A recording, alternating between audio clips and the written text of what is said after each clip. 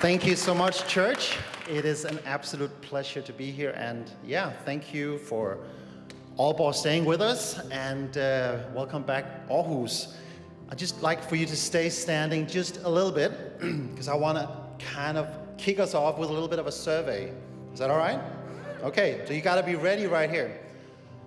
How many of you would like to walk out of this room today and know Jesus just a little bit better? Yeah, come on. How many of you would like to know about a connection so strong that it was internally embedded into you and it was made just for you? Would you like to know something about that? Yeah. How many is thinking, what is going on? It's all right to be honest. It's all right. Would you like to know just exactly how to dig into that connection today? If you're like me, that is awesome. The reason why I'm saying this is I believe that there is something in terms of how we actually walk into a service like this. Do we come with an expectation of what God is going to do in our lives? Or do we just sit down because that's what we always do? It's just Sunday, I just come in, I got to do it. Or do I lean in and say, God, I want what you have for me today? And I believe that this is what we're going to get today. My hope and my dream as you walk out from here is that you will know a little bit more about how God created you, the fact that He loves you immensely, and you're actually connected deeply, and you're created for that kind of connection. And then at the end, I'm going to get a little bit practical. I'm going to try to make it as practical as possible. So you will walk home from here thinking, I have one next step. I have something that I want to try to do from this. I hope that's all right, because that's my heart. That's what I feel like God has given on my heart. So I would love to pray before we go on. And I'd love for you guys to pray along with me as well. Heavenly Father, thank you that you love us. Thank you that you love us so much that you're not just a God in the sky, but you're a God in our hearts. Thank you that you love us so much that you've created us with a connection so deep that we cannot run away from you, that you are always right there with us, that you are always right next to us, just waiting for us to be with you in every circumstance. And I pray that today will not just be an event. Today will not just be another service, but it will be a connection with you. It will be a moment in time where we meet the living God who loves us so much more than we can understand. Thank you, Jesus, that you love us and that you're right here in this room. In your name, amen. Okay, now you may take a seat. All right, thank you so much for being here, everyone. My name is Simon, and I'm part of the team here in Copenhagen, and I've been part of this church for about 5 years now. My beautiful wife, Helena, is sitting on the front row. If you see a princess running like speed of light out in the foyer, almost always with a cape, that's my daughter. I'm sorry if she ran into you. She's 4, but she comes with a fierce speed. And then we have our oldest son, Asher, and that's my little home team. And together we've been, as I said, part of this church family for about 5 years, and we love our church a lot. And you are that church, so thank you for being that church. In 3 weeks, I think, from today, I have been married to my wonderful wife for 12 and a half years. Yes, that is something else. More than that, it's something else because of how much that must have taken on Helena. If you know me at all, that takes a lot of patience. It takes a lot of understanding. It takes a lot of love. Because my mind is not like everyone else's mind. In the beginning of Helena and my relationship, she would often refer to me as the popcorn brain. I get like 100 ideas a day. Not all of them are excellent, but almost all of them are golden. That's for sure. So a lot of things are going on. And I'm very idea-orientated. I love ideas. I love visions. I love casting a big vision. Helena, on the other hand, is very, very practical. We got to get stuff done.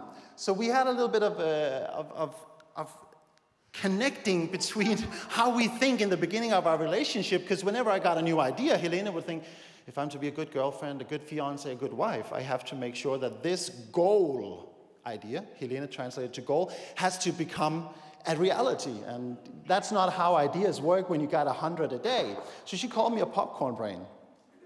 And it's not uncommon that she would wake up. And so like, Simon, when did you get to bed?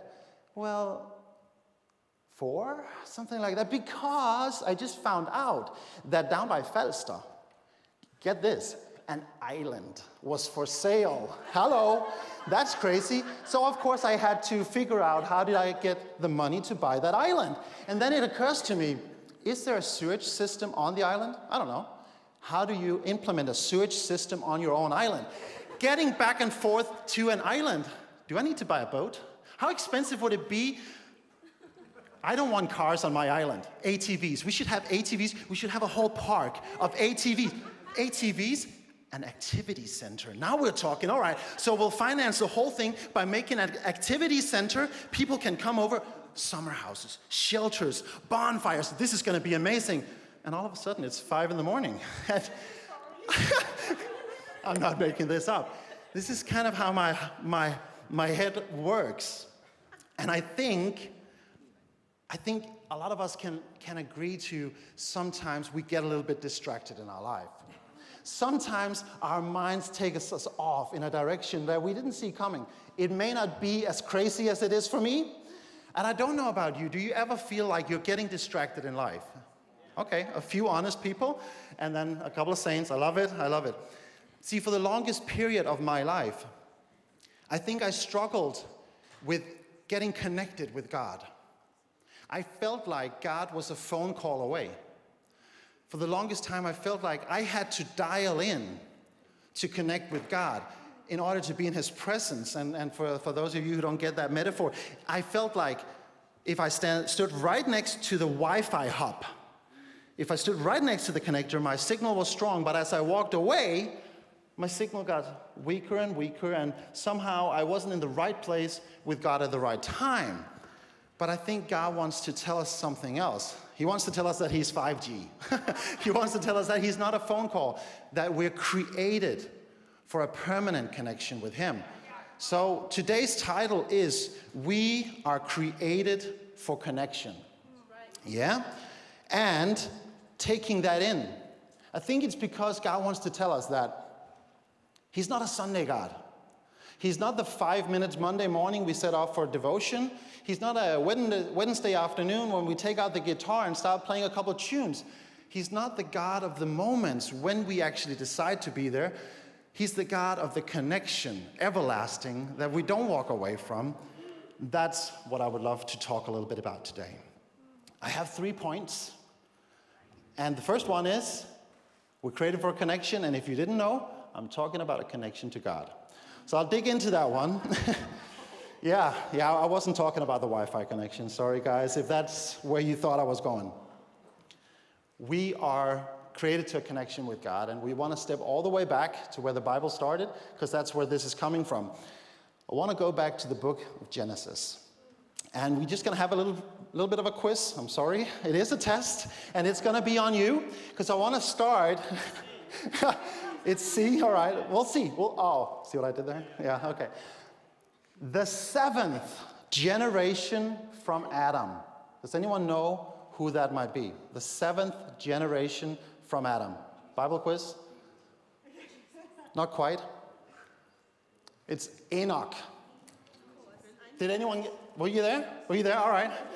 I would have given the microphone to whoever gotten that, because I had to count myself. So that would have been pretty amazing. The reason why I want to go into Enoch, because there's something special about Enoch. It's not Enoch Vestergaard. You are absolutely amazing as well. But this is Enoch from Genesis. Genesis 5:21 to 24. And it says like this. When Enoch had lived for 65 years, he became the father of Methuselah. After he became the father of Methuselah, Enoch walked faithfully with God for 300 years. They had good genes. And had other sons and daughters, although Enoch lived for a total, altogether, Enoch lived for a total of 365 years. Enoch walked faithfully with God. Then he was no more, because God took him away. I've always been fascinated about Enoch. There's something phenomenal about this concept.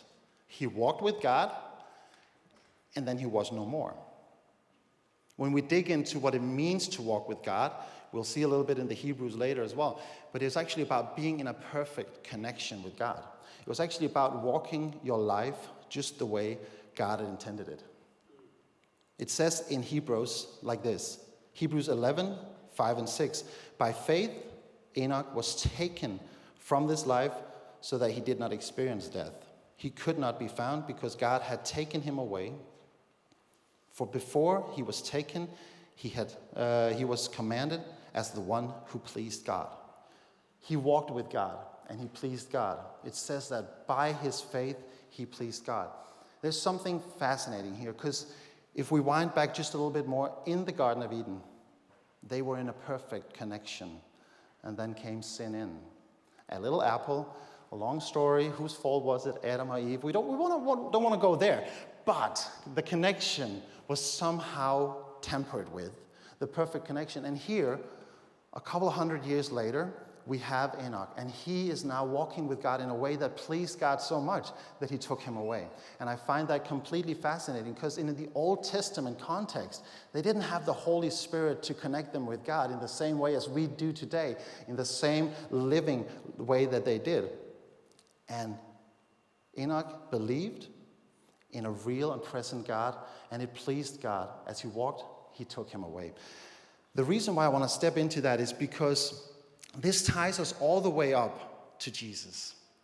Jesus hated the disconnect that had come into the world, so much so that Jesus' whole purpose was to reinstore a connection like the one Enoch had, like the one Adam and Eva had. One of my favorite passages about Jesus is in Matthew 21, 12 and 13. And the reason why I like this is I grew up, and we're not going to count years here, but when I went to Sunday school, we still had these Velcro images that my Sunday school teacher would put up on a flip over. So there was this little picture of Jesus, and very smiling, and a sheep, and all these small little pictures. And I'm not that old. I'm only 39, but somehow we used that. Computers were not a thing. VCRs, apparently not.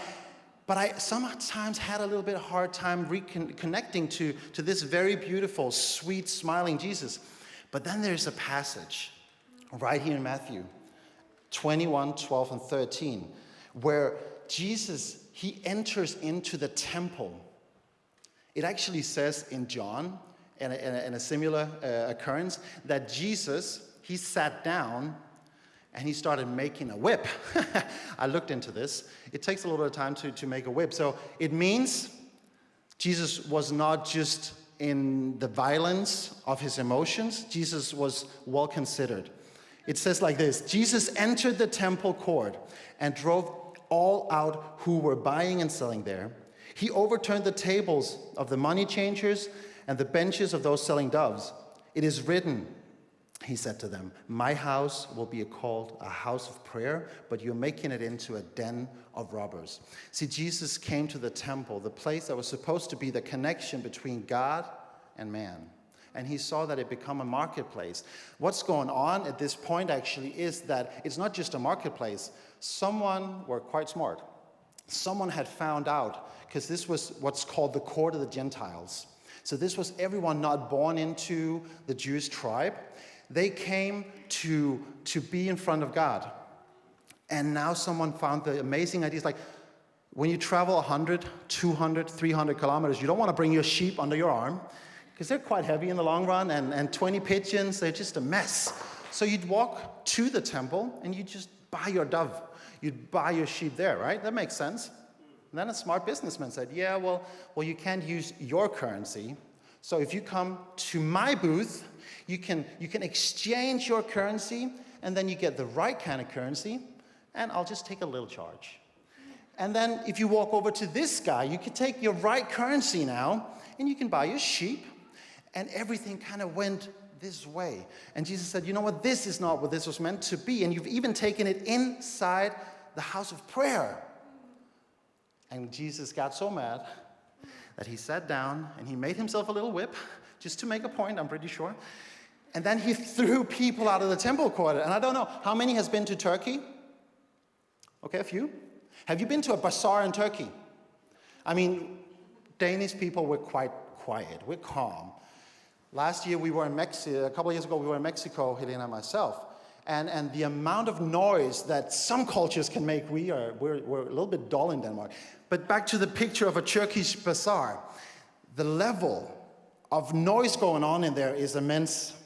And no whip in itself could do it, but imagine the ferocity and the strength Jesus must have had to walk in there and empty out a marketplace to say, you know what, I want to bring this back to what it was supposed to be. And that's the love that Jesus comes with, because he actually hates disconnect so much that he wanted to bring us back to that. And a couple of days later from this incident, we are actually digging into the whole purpose of Jesus coming to earth. Because that is when he gave his life for us on the cross to once and for all reconnect us with this purpose. And there's a beautiful metaphor going on when we see and read in Matthew 27:51. It is talking about the veil that was torn. So as I said, the pretext right here is that Jesus is on the cross and he has given his life for you and me, as a sacrifice, so that we could step in before God, so that we could live connected with him. And now the metaphor, or the picture that comes in, is that there was a veil in front of the holiest of holy, where only at this point the high priest could step in. Just to paint the picture again, it is described in the Bible that the veil is about the width of a hand, so 12 or 15 centimeters thick, and it's approximately 20 meters tall and 10 meters wide. It's a massive veil. And as Jesus dies, in that very second, this veil is literally torn in pieces. It's actually described that horses pulling on both sides of this veil couldn't rip it apart. But this happened when Jesus died. And the symbol here is that once and for all, that veil that disconnected us from from the temple, from the presence of God, was now taken apart, and we could step in directly before him. And I don't know how you feel when I'm talking about this kind of thing. It's like, yeah, I know about this. I get it up here. But how do I get it down here? And maybe even to some place where I feel like I can act upon it. Because I think we all somehow think, if that is true what Simon is saying, I want that. Yes, at least that's my thing, I want that. But how do I do that? And sometimes it feels like it's so hard to connect with God. That's how I felt for so long in my life. You know, first of all, it's uphill. In Denmark you say it's op ad bakke. Does it work uphill? Yeah, I'll use that one. It's uphill because he's invisible. How do you connect to someone that's invisible? That's kind of a hard place to start, right? But then on top of that, so many times when I've tried to connect with God, I felt like, you know, he wasn't answering the phone, or at least I couldn't hear him. The Wi-Fi connection was low. And I think I'm not the only one who can feel like that. If this is true, I want it. But what do I then do? Where do I go? And that leads me to the second point. The second point is why we disconnect. I'll just grab something to drink. I think our minds can be like that marketplace sometimes. I know, and you know for my illustrations earlier, that my mind definitely can be like that marketplace, a lot of things going on. And I think if we allow our minds to be like that temple court, that is when we lose the connection. And I'm gonna use the S word here. I'm not talking about sex. If not, no, all right, no. I'm talking about sin. And the reason why I'm going to say sin, I know it can be a little bit tainted. Now we're talking about sin, it's going to be so hard. I think sometimes when we talk about sin, it becomes too big. Sin in its core means to miss the mark. To stand with a bow and shoot for the mark and miss it. And I'm not saying sin is not a big deal.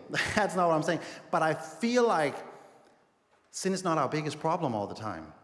I feel like what comes after is actually our problem.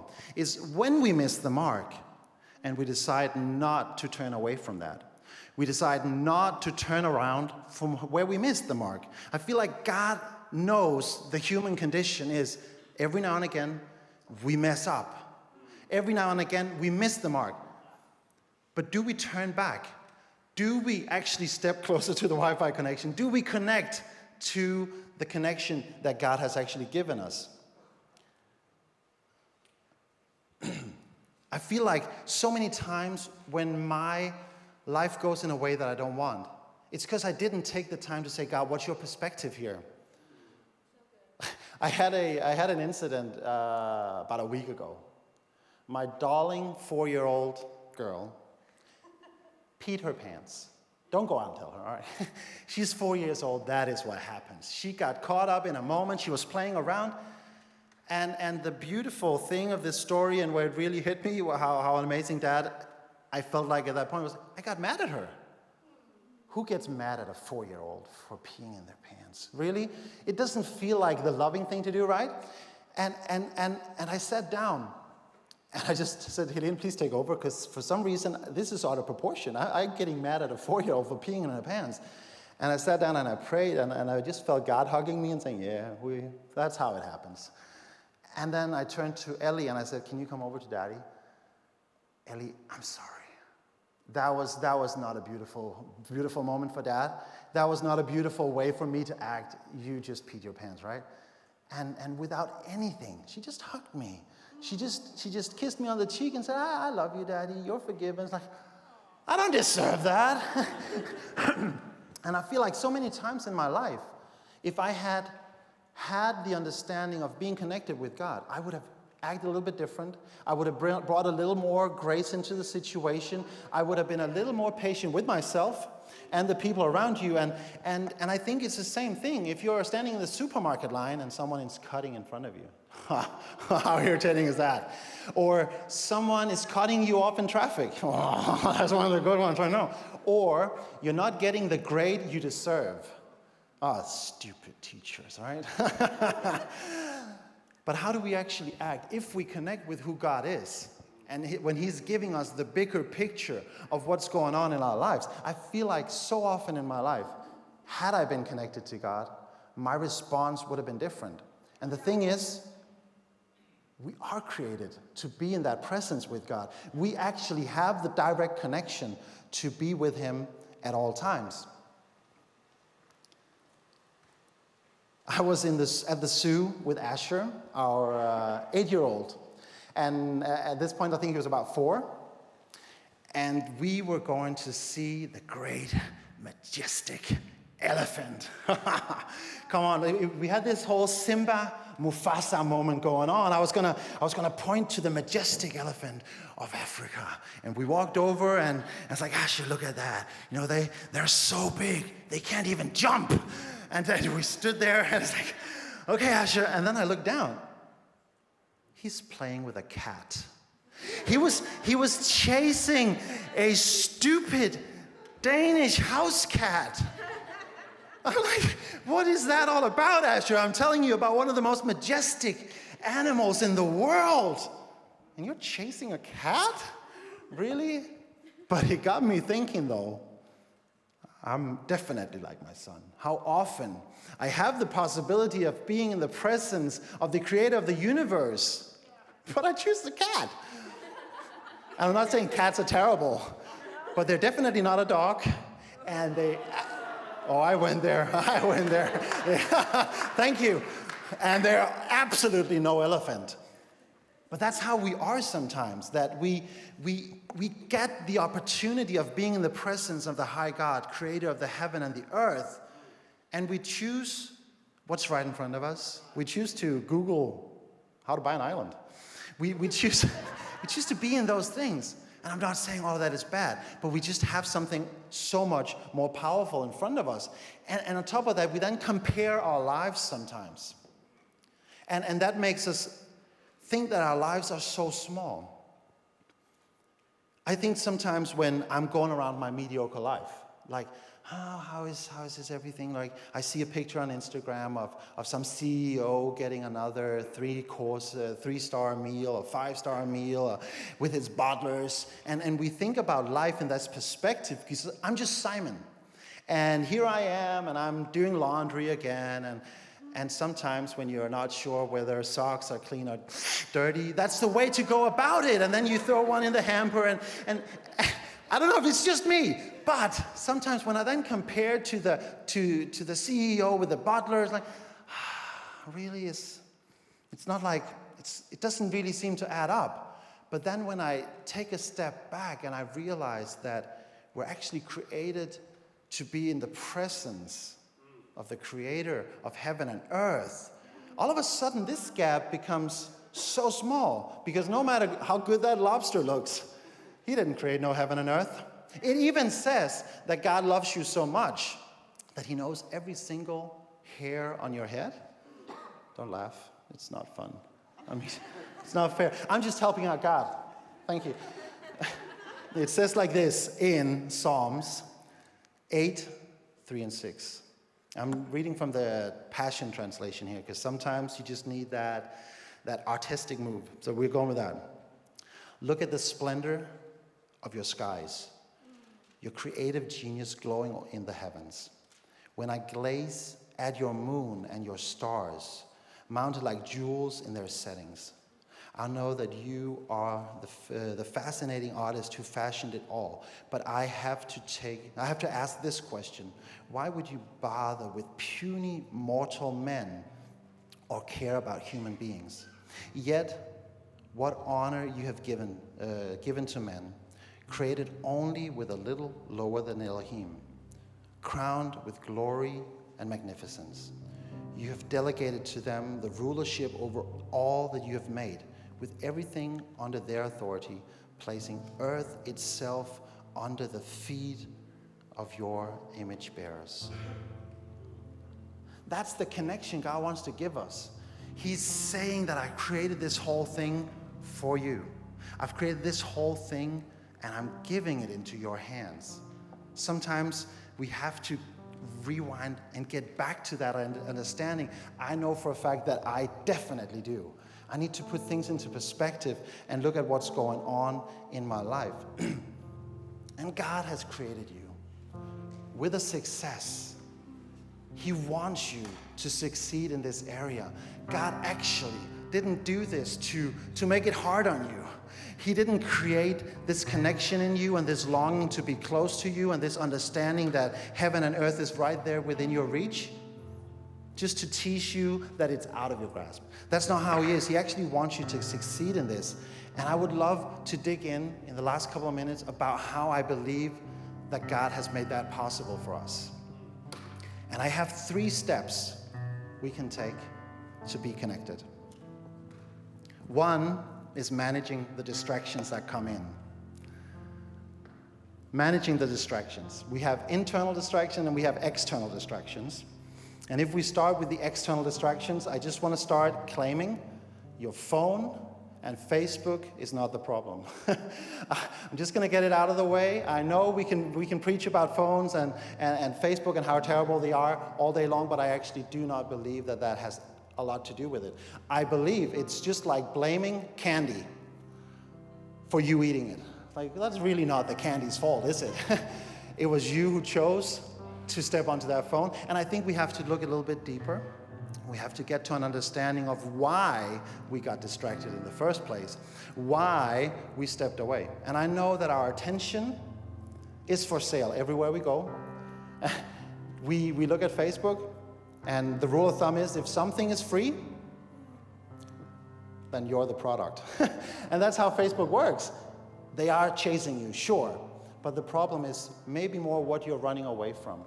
Is that assignment at work causing you trouble? Are you facing imposter syndrome? It feels too big and maybe you feel like you're over your head. Is the schoolwork you're doing right now, does it feel like it's too much work and you can't really figure out what's what up and down? Facebook and your phone is not the problem, sure. Notifications, right? You can turn it all off. You can make it harder for yourself to get there. If we're talking about me, there's a reason why we have no candy in the kitchen. Because at 2 at night, when I'm Googling an island and you feel hungry, I don't want to be able to get out there and get it. Just, that's how I turn off the notification on candy. So there's definitely something about how we manage it. We have the internal distractions. And that's what's going on in our mind.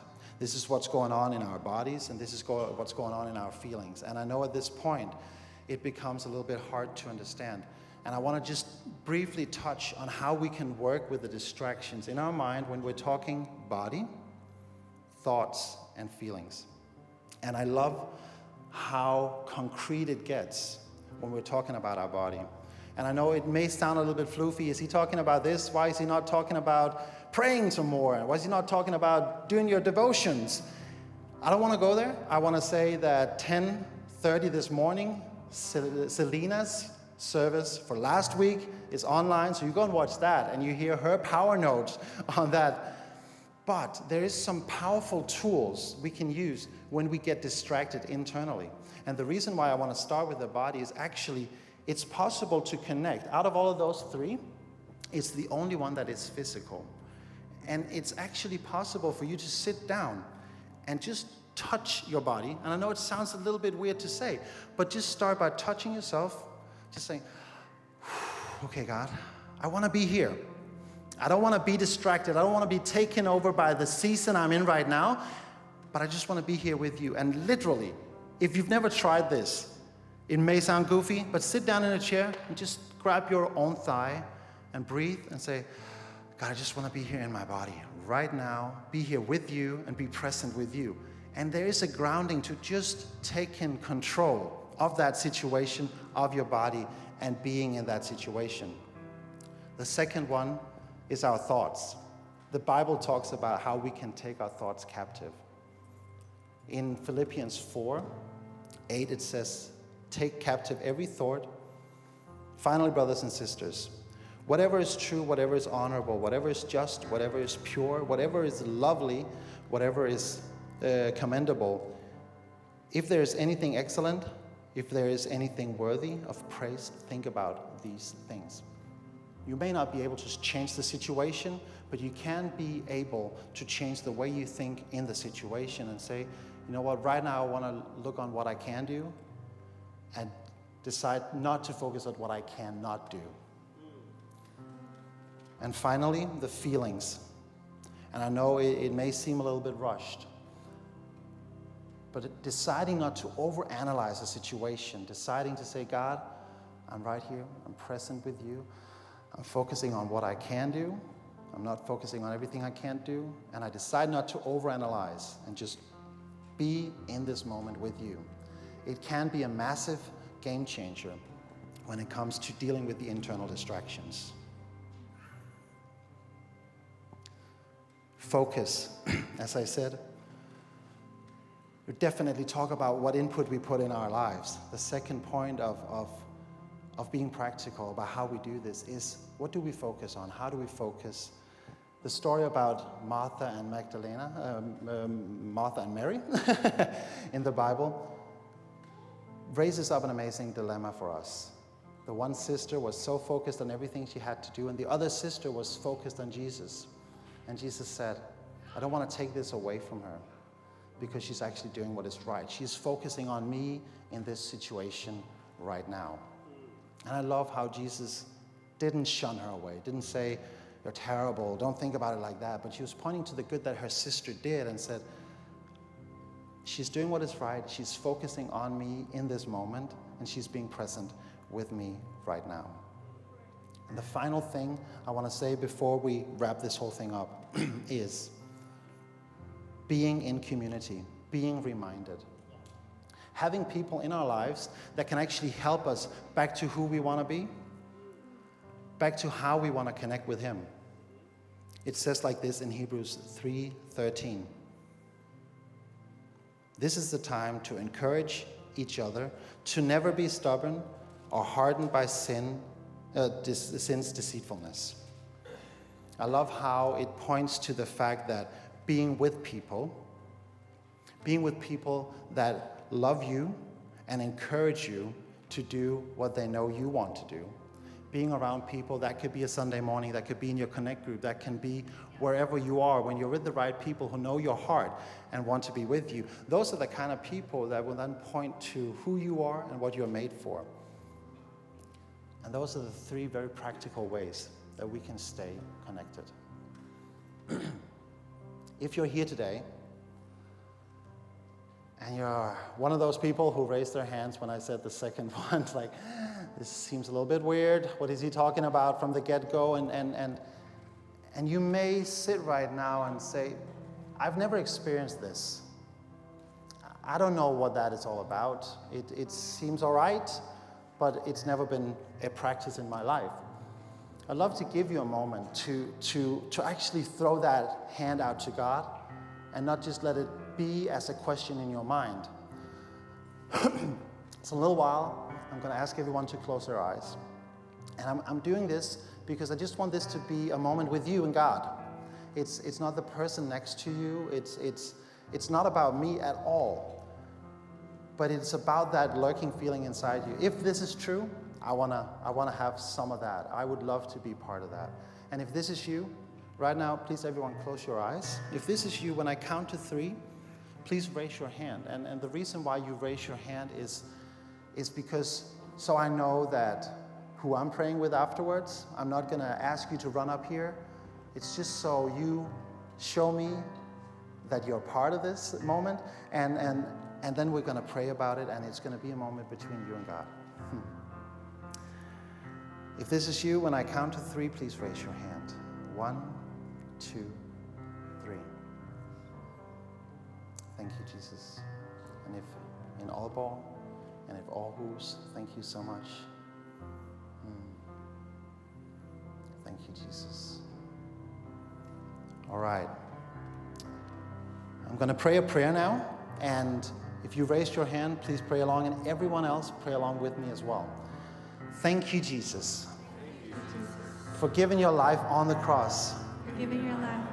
Thank you for loving us so much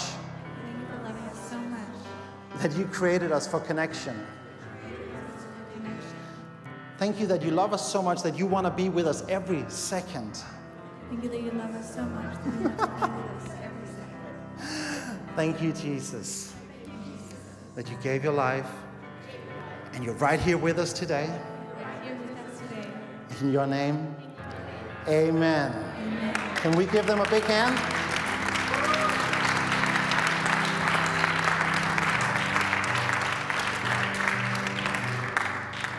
In just a second, Selena will come up and share with you a present that we have for you. My encouragement is for you to lean into this connection that God has for you.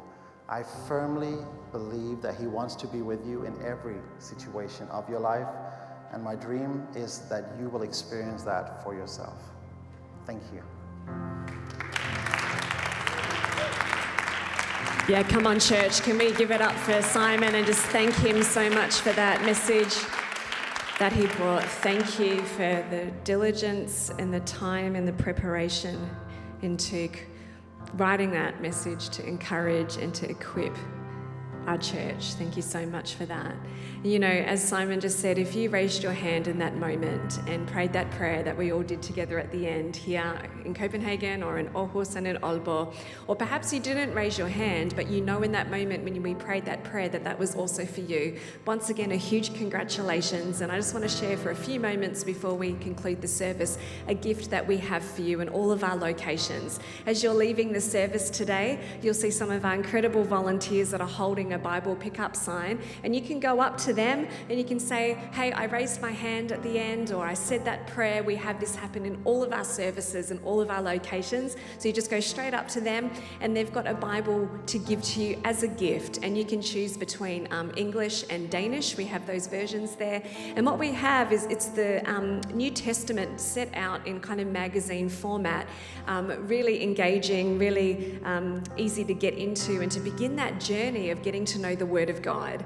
And I just want to encourage you that if you have raised your hand and you're making that decision to start a relationship with Jesus, this is all part of that journey. It's starting to get to know this person that you've now invited into your life. He is also the Word of God, and it's beginning to engage with Scripture to be able to work out now, what does this mean moving forward into my Monday, into my Tuesday, into all the days and weeks and months ahead. So I want to encourage you, don't be shy, just go straight up to them. They're waiting for you, they're ready for you to give you that gift. And I'd also love to encourage you just to keep on coming back. You've been here today, you've made a decision, you're going to get this Bible, but I want to encourage you to say to yourself, you know what, the next 4 Sundays, you know, it can be quite challenging to think, oh wow, every single day, every single Sunday, coming to church now for the rest of my life. That's like big, massive goal right there. Break it down. Go, you know what? I'm going to try this out for 4 more Sundays. Next 4 Sundays, I'm going to come to this service, and I can guarantee that even at the end of those 4 Sundays, you're just going to be amazed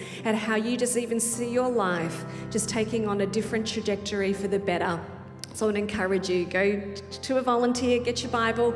Next 4 Sundays, I want to encourage you to keep on coming back. Is that okay? Fantastic. Well, can we just give one more round of applause to all of those people that raised their hand? And I'd invite you to stand to your feet. I'd love to pray for you as we conclude. Heavenly Father, we thank you for today's service. And I ask, Lord God, that you would help us to remember everything that we have heard today, and that you'll help us to be able to put it into practice into our daily lives. We pray in advance for all the different people that we're going to encounter this week within our families, within our neighbourhoods, in our places of work, where we study, out in community. I pray for opportunities for each of us to be able to share our faith, to be able to be your hands and feet in demonstrating love to others. And we thank you, Lord God, that you are with us. And so I ask, God, that you would bless every person in Jesus' name. And everyone said, amen. Well, God bless you, church. Have a great rest of the week. We have Simon's going to be preaching again at our 1 o'clock service. We've also got a 6 o'clock service tonight. And otherwise, see you next Sunday. God bless you, church.